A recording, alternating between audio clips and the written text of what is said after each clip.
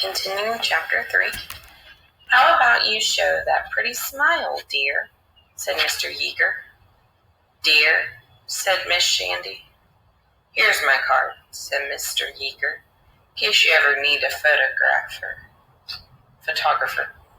"I won't," said Miss Shandy. "Bye." "Okay," said Mr. Yeager, fiddling with the backdrop. "Would the students who ordered Executive Gray please line up?" Only Josh stepped forward. Josh put on a khaki cap he'd taken to wearing ever since coming back from camp. It had several bars and service ribbons fastened to the front of his shirt, which Miles and Niles suspected he'd bought at a military surplus store rather than earning.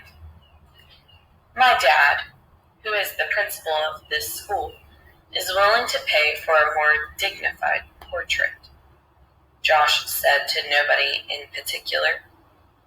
He was the last student to get his picture taken, and most of the class was milling around by the trophy case, dribbling basketballs. Coach B had specifically asked them not to dribble.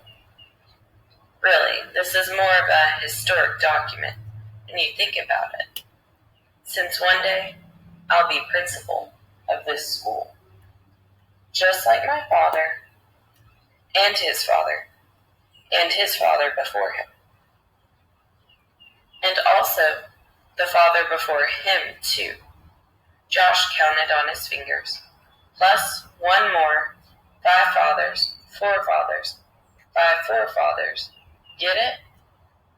Mr. Yeager got it, but he did not laugh.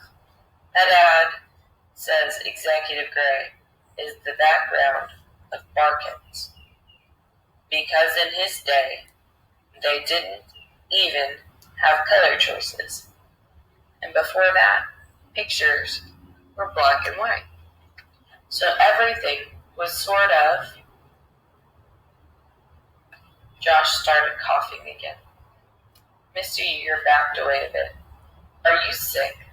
"No," Josh said. "Barkins don't get sick."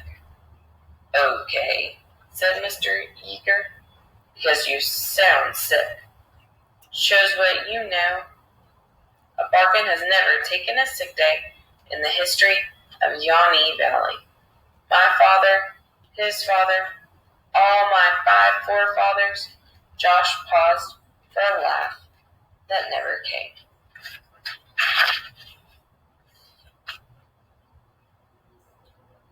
"They all graduated with perfect attendance records, and I will too.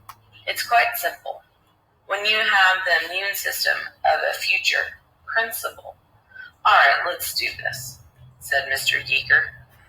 Miles and Niles weren't even in the room to see their first prank of the day go off. They were on the way to a supply closet to carry out a safety patrol equipment check. One of the advantages of being on the safety patrol was always getting to miss class for equipment checks, strategy meetings, and traffic duty. Another advantage was unfettered access to the safety patrol supply office, which was mostly full of stop signs and hard hats, but also contained several canisters of reflective paint, which is meant to be sprayed on patrol equipment. It goes on clear, but catches the light of oncoming headlights to ensure that crossing guards are visible to drivers.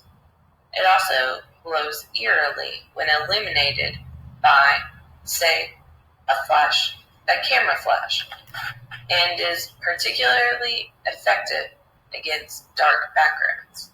And so earlier that day, while Mr. Yeager was taking a cigarette break after photographing the first graders, alas, he was having trouble quitting,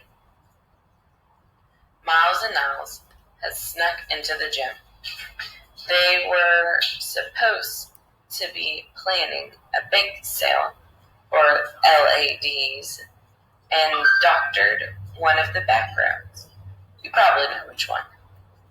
Any one bumptious enough to pay for executive credit would find, when their school pictures came out, that they'd been visited by an uninvited guest. Verily, it was a gold age of pranking. And like any gold age, nobody knew it was happening until it was over.